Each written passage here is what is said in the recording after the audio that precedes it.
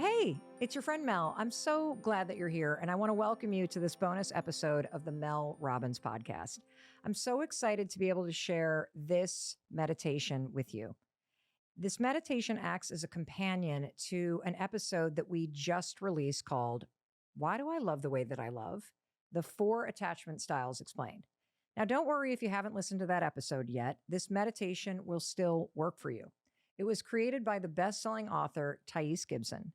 Thais is an expert in attachment theory, and she's worked with over 30,000 people to help them identify their attachment style and heal what she calls their core wounds from childhood.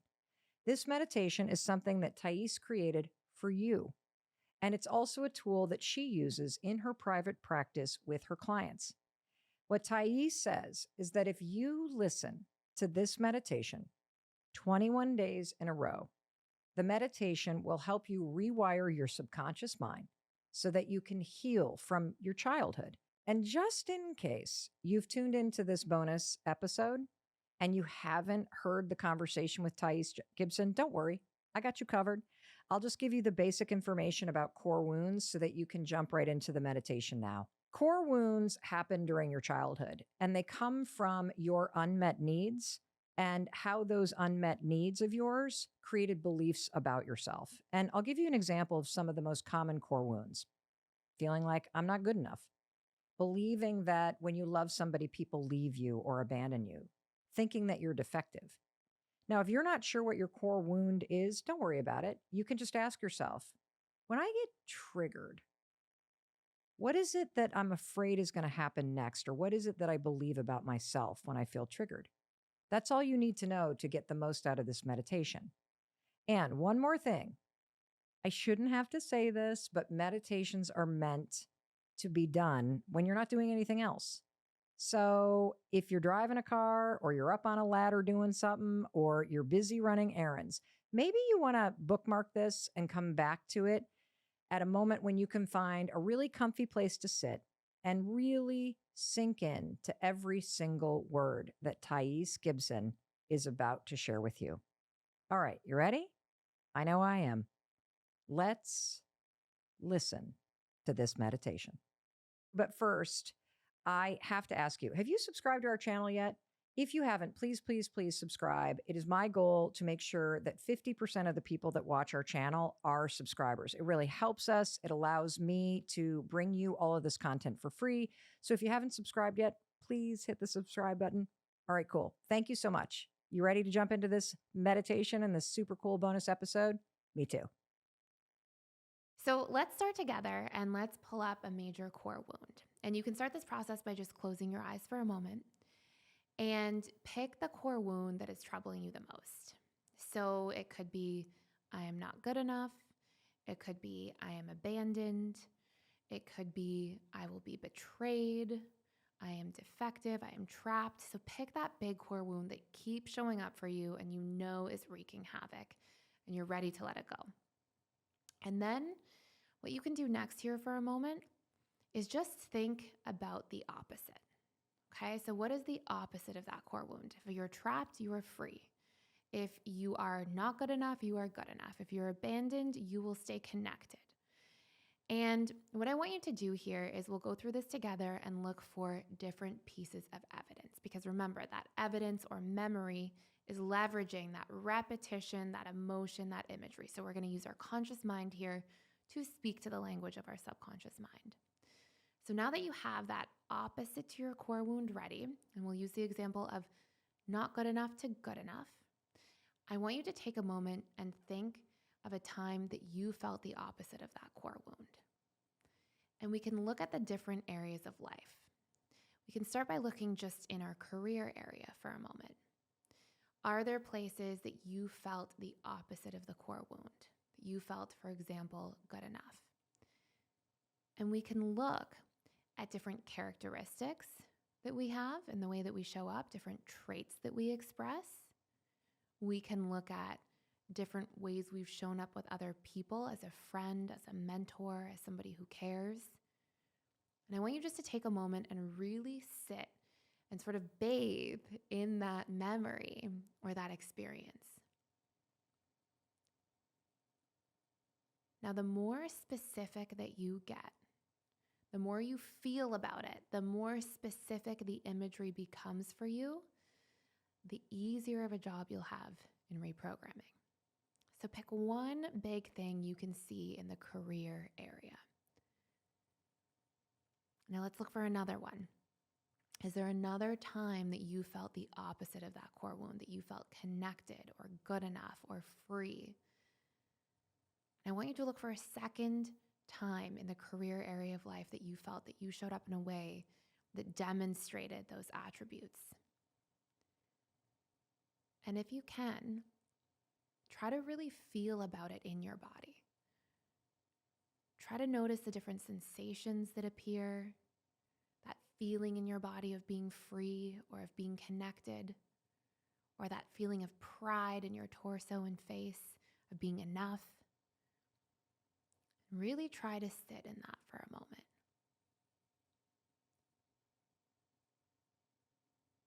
And now we'll move into another area of life.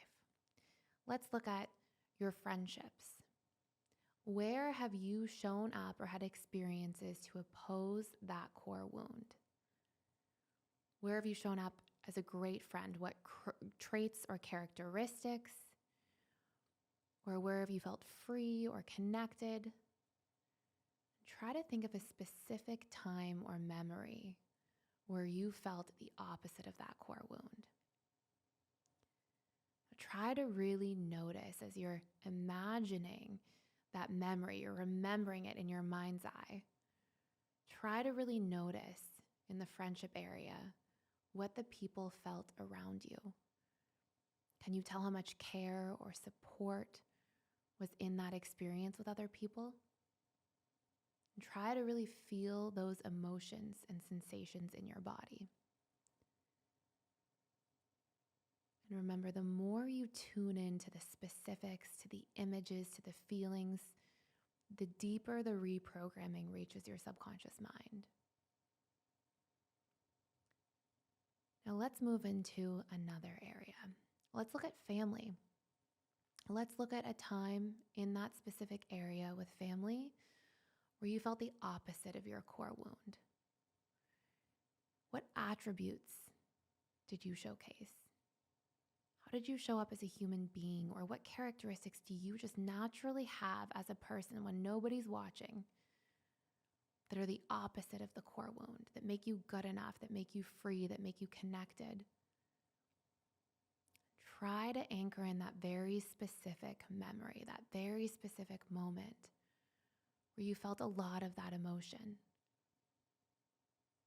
try to notice the images of everybody around you, how they showed up, and how that made you feel. Just sit there for a moment, feeling that emotion in your body, letting it wash over you, really allowing it to anchor into your subconscious mind.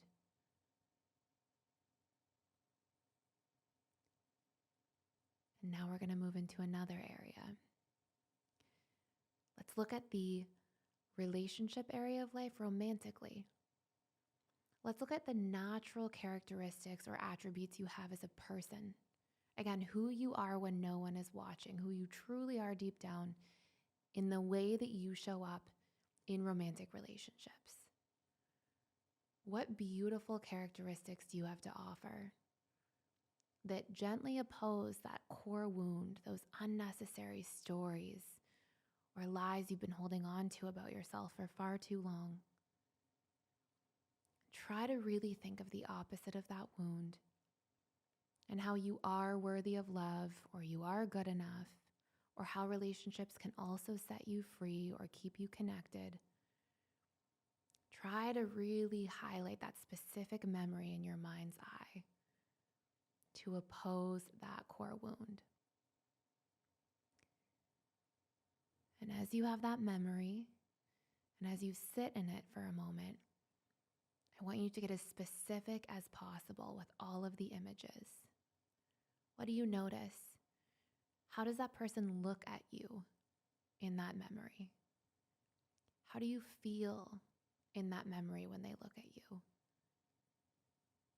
Do you notice any emotions or sensations in your body?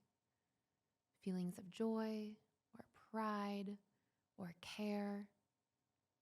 Try to really feel those.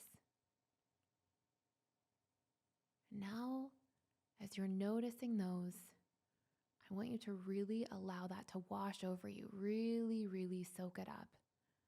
All of those different experiences. We'll do one last experience here. I want you to look at the relationship to yourself. So look at the opposite of that core wound, and I want you to try to really see yourself. Something that you personally deeply feel makes you the opposite of the core wound. Perhaps makes you worthy of connection or love, or perhaps is something that you know can set you free or make you feel proud, good enough. I want you to be honest with yourself and be willing to look at something within you that you're proud of, that you feel is the opposite of that core wound. And try to really hold that in your mind's eye, a time where a memory where you specifically expressed the opposite of that core wound. When you have that, try to sit with that for a moment and try to really feel what you were feeling in that memory of when you saw that you were good enough, or you saw that you were lovable, or you saw that you could be free. And as you sit with that memory, notice the emotion in your body. Notice the feeling of lightness in your chest or expansion in your torso, and allow that to really wash over you. And now I want you to remember how you feel. And this is the start of something you can begin doing and feeling every day that you have the power to do, to use your conscious mind to communicate to your subconscious mind on a daily basis so that you can feel the opposite of these old core wounds, these old stories that you might be sick and tired of feeling and experiencing and want to set yourself free from. And what I want you to do is hold on to those feelings. And as you choose to open your eyes, remember that this is something you can return back to. This is something you can anchor in more, find more pieces of evidence. And as you repeat this for the next 21 days, you will see, feel, and believe the opposite of all of these old things that you want to let go of once and for all.